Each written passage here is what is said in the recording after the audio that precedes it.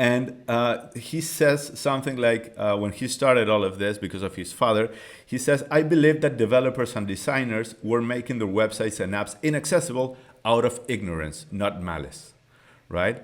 And I truly believe that because I was in that place before, right? And definitely it's not malice, it's just ignorance. So what you're doing is helping fix a problem just by information and just by creating that awareness, Absolutely, and correct? it's one of the big things with that is that web developers or website owners that are building websites, they're not intentionally trying to block people with disabilities.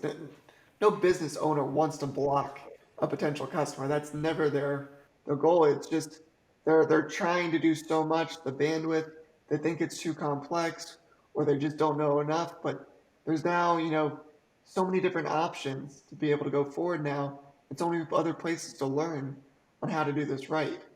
And it's just, there's so much benefit for bringing web accessibility beyond just welcoming people with disabilities. Like when you actually think about it, like when you're making a website accessible, you're coding it in a way, or you're explaining, you're telling your story in a way with words. You're describing different sections, different images, different headers, different hyperlinks, or whatever it might be. You're describing in greater detail, which then Google and all the search engines can then take that information and make it easier to be searchable for people within their search engines. So it's the best practices of making your website accessible go way, way, way beyond the accessibility part.